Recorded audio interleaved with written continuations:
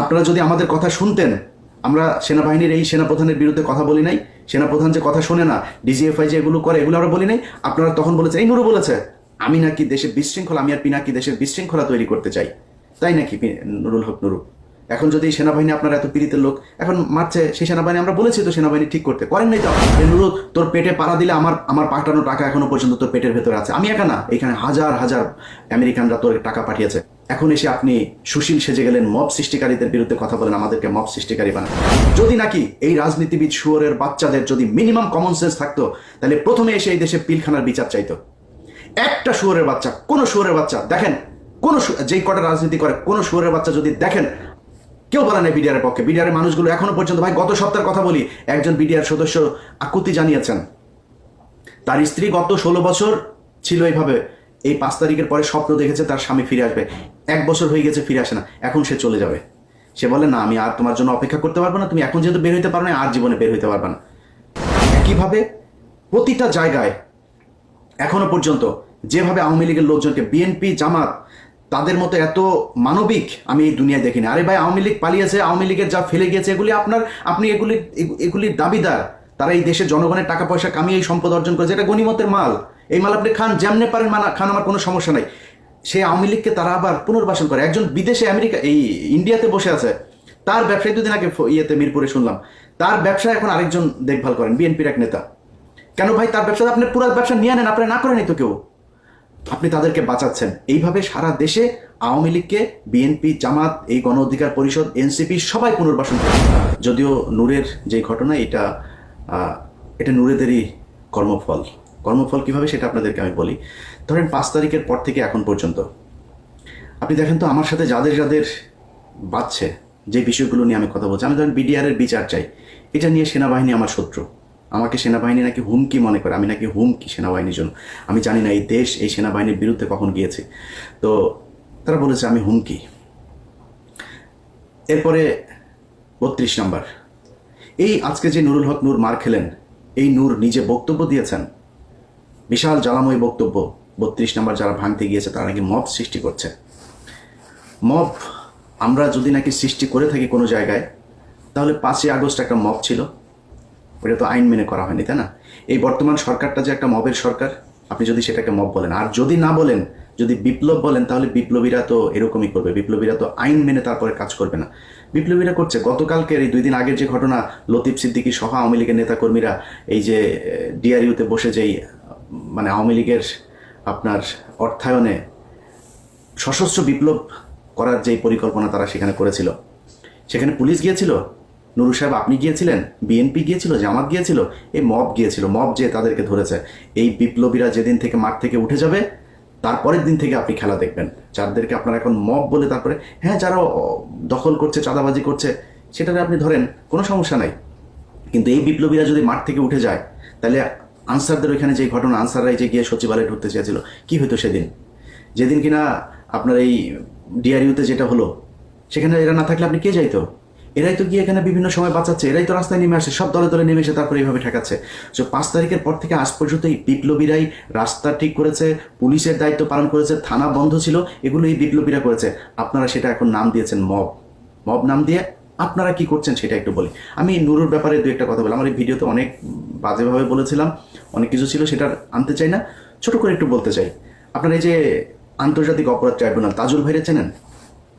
যাদের ওনার সাথে কথা বলার সুযোগ আছে, তাজুল ভাইকে জিজ্ঞেস করেন। উনি বসার 1 সপ্তাহের মাথায় নুরু তার নিজের লোক প্রসিকিউটর হিসাবে সে সেখানে বসাবেন। তাজুল ভাইকে সেটা বলেছেন। তাজুল ভাই বলেছেন যে আমি এই প্রক্রিয়ার ভিতর দিয়ে আসতে পারবো না, এটা এইভাবে করা যাবে না, এটা যথাযথ কর্তৃপক্ষের মাধ্যমে আসতে হবে। নুরু তাকে বলেছে লাথি দিয়া চেয়ার থেকে উঠাই দিবে। তাজুল ভাইয়ের সাথে কথা বললেন, তাজুল ভাই আমার জানাইলো ভাই এই বেয়াদবের সাথে কথা বলতে পারবো না ভাই, এটা একটু দেখেন তো। আমি একটা পোস্ট করলাম ফেসবুক, আপনাদের যাদের মনে আছে নিশ্চয়ই আপনারা জানেন, যে নুরু তোমার 1 ঘন্টা সময় দিলাম, তুমি তাজুল হচ্ছে আমাদের কলিজা, তুমি কলিজায় হাত দিয়েছো, এরকম একটা পোস্ট করে তারপরে দিলাম। 15 মিনিটের মাথায় গিয়ে তাজুল ভাইয়ের সাথে গলাগলি করে একটা ফেসবুকে পোস্ট দিলাম, আমি আমার পোস্ট ডিলিট করে দিলাম, ঘটনা শেষ। স্বাস্থ্য মন্ত্রণালয়, স্বাস্থ্য উপদেষ্টা, আপনি তাকে দেখেন না, তাকে এই দেশের অনেক অভিযোগ থাকবে, কিন্তু স্বাস্থ্য উপদেষ্টা ঘুষ খেয়েছে, দুর্নীতি করেছে, এটাকে বলতে পারবেন? এটা বলতে পারবেন না। স্বাস্থ্য উপদেষ্টা তিনি একজন খুব সৎ একজন মানুষকে তার ব্যক্তিগত সহকারী হিসাবে দায়িত্ব দিয়েছেন। সেই ব্যক্তি জুলাই আন্দোলনে নিজের জীবন বাজি রেখে যেসব শিক্ষার্থীরা যাচ্ছিলেন, যাদেরকে চিকিৎসা দেওয়া হচ্ছিলেন না, তিনি নিজে থেকে তার নিজের কাছে যা ছিল সেগুলো দিয়ে তিনি চিকিৎসা দিয়েছেন। সেই ব্যক্তি স্বাস্থ্য উপদেষ্টার ব্যক্তিগত সহকারী হয়ে একজনকে নিয়ে রাশিয়াতে গিয়েছেন। এই ডাক্তার, তিনি হচ্ছে হাসান ভাই, তিনি রাশিয়াতে পড়াশোনা করেছেন। ওইখানে গিয়েছেন, তার পরিচিত যেসব সিনিয়র প্রফেসর আছেন তাদেরকে দিয়ে সার্জারিগুলো করাচ্ছেন। একজনকে নিয়ে গিয়েছেন, যাওয়ার পরে এই নুরু আপনার দুদক ঘেরাও করেছে তাকে দ্রুত তার বিরুদ্ধে অভিযোগ দেওয়ার জন্য, তাকে গ্রেপ্তার করার জন্য। সে নাকি অনেক টাকা পয়সা নিয়ে তারপরে রাশিয়াতে পালিয়েছেন। এই নুরু বলেছেন, এই নুরুর দল বলেছে তাদের প্রায় 200-250 পোলাপান নিয়ে যায় সেদিন দুদকেই করেছে। তো পরে সেই ঘটনা আমি তো জানি না, যা মনে করলাম হয়তো সত্যি বোধহয় এরকম কিছুই হবে। পরে সেই ছেলে, সেই পিএস আমার সাথে যোগাযোগ করলো, ভাই এই ব্যাপার। তো আমি সেটা বললাম, ভাই এটা যে সত্যি আপনি যে এরকম না, এটার প্রমাণ কি? বল ভাই আমি যাকে ট্রিটমেন্ট দিতে গেছি সে আপনাকে বক্তব্য দেবে। আমি সেই আহত সেই রোগীর সাথে আমি কথা বললাম, আপনারা সবাই তাকে চেনেন, যার পুরো ওই যে মুখায়ব যার মানে নষ্ট হয়ে গিয়েছে, সেই ছেলেটা। তার বক্তব্যটা শুনেন, সে কি বলেছে ওই ডাক্তারের ব্যাপারে।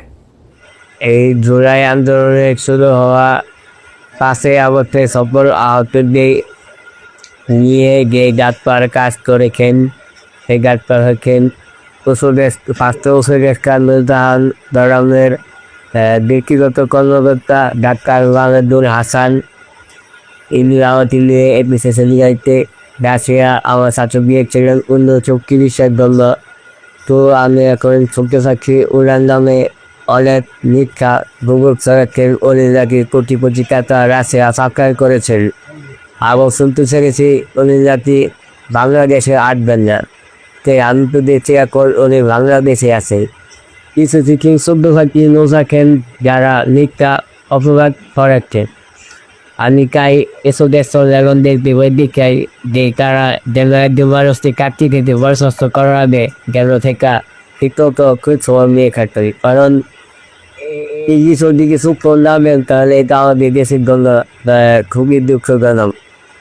আচ্ছা, এবার আপনারা চিন্তা করেন, একজন মানুষ যে কিনা জুলাইয়ের আহত যোদ্ধাদের করলো, আপনি একটা টেন্ডার আপনার পছন্দের লোকের দেবে না, এই জন্য আপনি তার বিরুদ্ধে এই ধরনের ব্লেম দিয়ে তারপরে মব সৃষ্টি করে সে এখন এই ডাক্তারকে দুদকের পক্ষ থেকে এখন দেশ থেকে নিষেধাজ্ঞা দেওয়া হয়েছে। নিজের স্বার্থের বাইরে গিয়ে আপনি একজন জুলাইয়ের যিনি নিজের রাস্তায় থেকে যিনি যুদ্ধ করেছেন সেই মানুষটাকে আপনি এইভাবে কষ্ট দিচ্ছেন আপনার ব্যক্তি স্বার্থের জন্য। এটাকে বলে মব। আমরা মব করি নাই। আমাদেরটা যদি এই পিলখানা হত্যার বিচার চাও যদি মব হয়, আমরা ওই ফেনীর 16 জন মানুষকে এখন আটকে রাখা হয়েছে, এটা যদি মব হয়, এতগুলো আলেম এখন পর্যন্ত আটকে আছে, সেই মানুষগুলোকে ছাড়ানো যদি মব হয়, তাহলে আমরা মব করেছি। জিজ্ঞেস করেন নুরু সাহেব, আপনি তো রাজনীতিবিদ, আপনি এই দেশের মানুষের প্রধানমন্ত্রী, ভবিষ্যৎ প্রধানমন্ত্রী হবেন। আপনি যেদিন এই ফারাবি মুক্তি পেল, যান বাংলাদেশের মানুষ আপনাদেরকে ওপেন চ্যালেঞ্জ করলাম, যান ফারাবির কাছে যান, যে জিজ্ঞেস করেন ফারাবি তোমার মুক্তিতে এই বাংলাদেশে 5 তারিখের পর থেকে যখন দেখলাম আলেমদেরকে আটক রাখা হয়েছে, প্রতিটা আলেমের মুক্তিতে কোনো না কোনো জায়গায় এই আমার মতো মবকারীর ছোঁয়া আছে, যা খোঁজ নেন সেই আলেমদের কাছে। আমরা হচ্ছে মব সৃষ্টিকারী। নুরু আপনারা চিনেও না মনে হয়, এই যে জীবনে কোনোদিন কথাও বলেন এই ফারাবি বের হয়েছে, গত সপ্তাহে বের হয়েছে। ফারাবির কাছে যা জিজ্ঞেস করেন নুরু জীবনে কোনোদিন 2 টাকা দিয়ে সাহায্য করেছে কিনা। আজকে সে আমাদেরকে বলে আমরা এখানে কাজ করে খাই, আমরা এখানে লেবার। এটা নিয়ে সে প্রশ্ন করলে, আরে নুরু তোর পেটে পাড়া দিলে আমার পাঠানো টাকা এখনো পর্যন্ত তোর পেটের ভেতরে আছে। আমি একা না, এখানে হাজার হাজার আমেরিকানরা তোর টাকা পাঠিয়েছে, তুই তো আমাদের কষ্ট নাই তো, আমরা সারা জীবন টাকা পাঠায় তোর এই করতাম। এখন এসে আপনি সুশীল সেজে গেলেন, মব সৃষ্টিকারীদের বিরুদ্ধে কথা বলেন, আমাদেরকে মব সৃষ্টিকারী বানান, এভাবে করেছেন।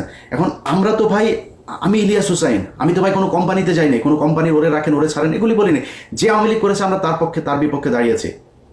আপনারা যদি আমাদের কথা শুনতেন, আমরা সেনাবাহিনীর এই সেনাপ্রধানের বিরুদ্ধে কথা বলি নাই, সেনাপ্রধান যে কথা শোনে না, ডিজিএফআই যে এগুলো করে এগুলো আমরা বলি নাই। আপনারা তখন বলেছেন এই নুরু বলেছে আমি নাকি দেশে বিশৃঙ্খলা, আমি আর পিনাকি দেশের বিশৃঙ্খলা তৈরি করতে চাই, তাই নাকি নুরুল হক নুরু? এখন যদি সেনাবাহিনী আপনার এত পীড়িতের লোক এখন মারছে, সেই সেনাবাহিনী আমরা বলেছি তো সেনাবাহিনী ঠিক করতে, করেন নাই তো আপনারা, এটা আপনাদের ফসল। একইভাবে প্রতিটা জায়গায় এখনো পর্যন্ত যেভাবে আওয়ামী লীগের লোকজনকে, বিএনপি জামাত তাদের মতো এত মানবিক আমি এই দুনিয়ায় দেখিনি। আরে ভাই আওয়ামী লীগ পালিয়েছে, আওয়ামী লীগের যা ফেলে গিয়েছে এগুলি আপনি এগুলির দাবিদার। তারা এই দেশের জনগণের টাকা পয়সা কামিয়ে এই সম্পদ অর্জন করেছে, এটা গণিমতের মাল। এই মাল আপনি খান, যেমনে পারেন খান, আমার কোনো সমস্যা নাই।